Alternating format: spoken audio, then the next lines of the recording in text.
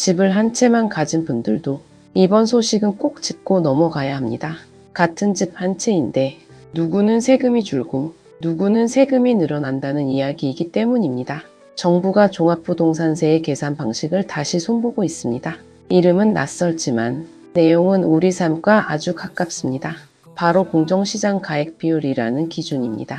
이 숫자 하나가 바뀌면 세금 고지서에 찍히는 금액이 달라집니다. 그런데 이번 개편에서 정부가 내세운 기준이 예사롭지 않습니다. 집을 몇 채 가졌느냐가 아니라 그 집에 실제로 살고 있느냐를 핵심 기준으로 삼겠다는 것입니다. 집이 있어도 그 집에 살지 않으면 세 부담이 늘어날 수 있습니다. 반대로 내 집에 실제로 거주하고 있다면 부담이 크게 늘지 않을 수 있습니다. 그렇다면 나는 어느 쪽에 해당할까요? 오늘 뉴스는 바로 이 질문에서 시작됩니다. 지금 살고 계신 그 집, 혹은 자녀 명의로 남겨둔 그 집이 이번 개편과 무관하지 않을 수 있습니다. 잠시 후 이번 개편이 구체적으로 어떻게 세금을 바꾸는지, 그리고 왜 지금 이런 방향으로 가는지 함께 살펴보겠습니다. 종합부동산세는 매년 6월 1일 기준으로 일정 금액을 넘는 주택을 가진 사람에게 부과되는 세금입니다. 여기서 핵심이 되는 개념이 두 가지 있습니다.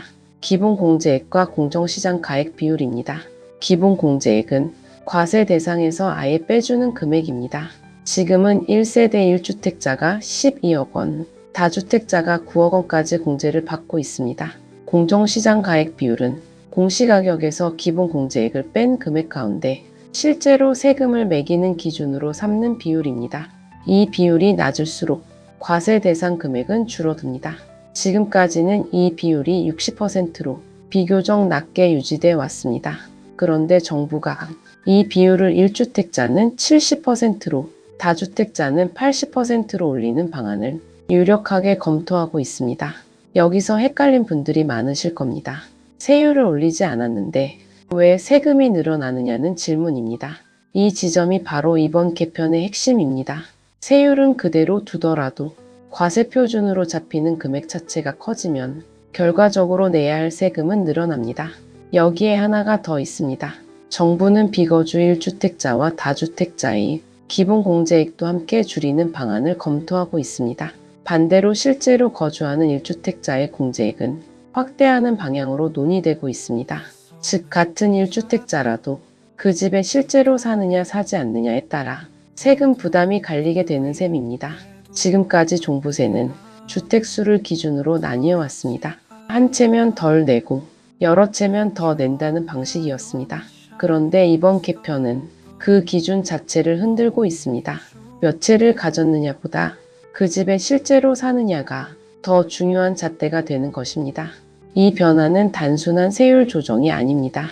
부동산을 바라보는 정부의 관점이 바뀌고 있다는 신호로 읽을 수 있습니다. 지금까지의 핵심을 한 문장으로 정리하면 이렇습니다. 같은 1주택자라도 실거주 여부에 따라 세금이 달라질 수 있다는 것입니다. 그렇다면 실제로 얼마나 차이가 날까요? 이 부분이 바로 이번 개편에서 가장 눈여겨봐야 할 대목입니다. 이번 개편에서 사람들이 가장 궁금해하는 것은 바로 실제 세금이 얼마나 늘어나느냐입니다. 여기 구체적인 계산이 있습니다. 공시가격 35억 원짜리 집을 가진 비거주 1주택자를 가정해 보겠습니다. 기본공제액이 12억 원에서 9억 원으로 줄고 공정시장 가액 비율이 60%에서 70%로 오르면 과세 표준은 13억 8천만 원에서 18억 2천만 원으로 늘어납니다. 이에 따라 종부세는 946만 원에서 1,438만 원으로 약 52% 늘어나는 것으로 추산됐습니다. 만약 정부가 검토하는 대로 초고가 주택의 다주택자 수준의 세율까지 적용된다면 부담은 1,872만 원까지 늘어날 수 있습니다. 절반 넘게 세금이 뛰는 셈입니다.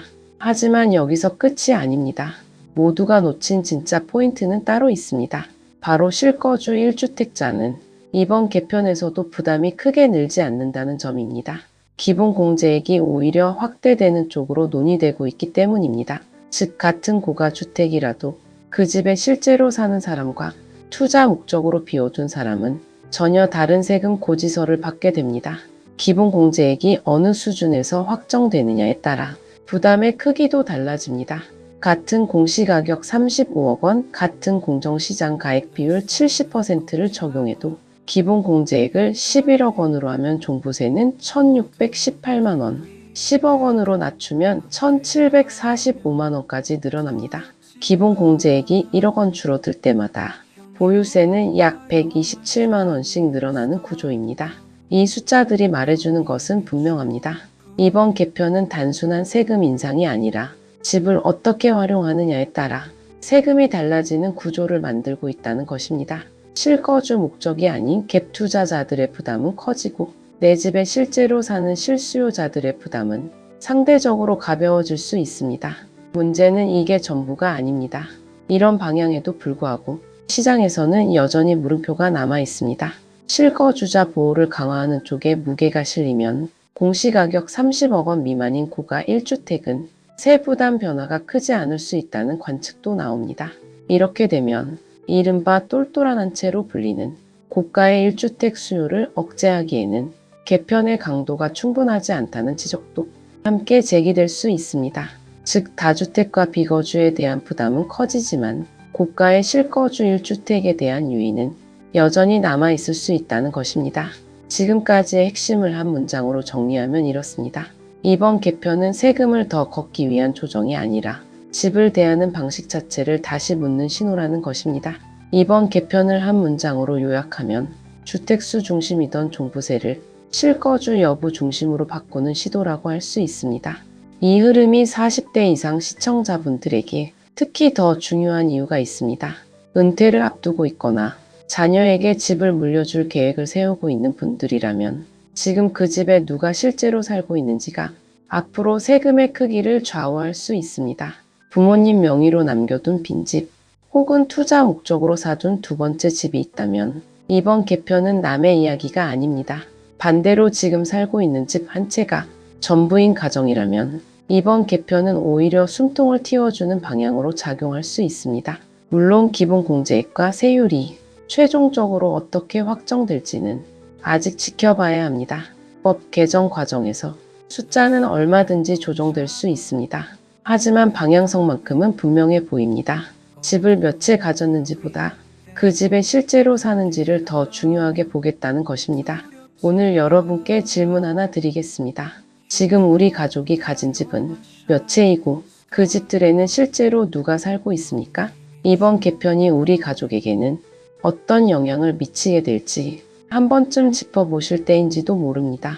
다음 시간에는 이번 종부세 개편이 실제 매매 시장과 전월세 시장에는 어떤 변화를 가져올 수 있는지 함께 살펴보겠습니다.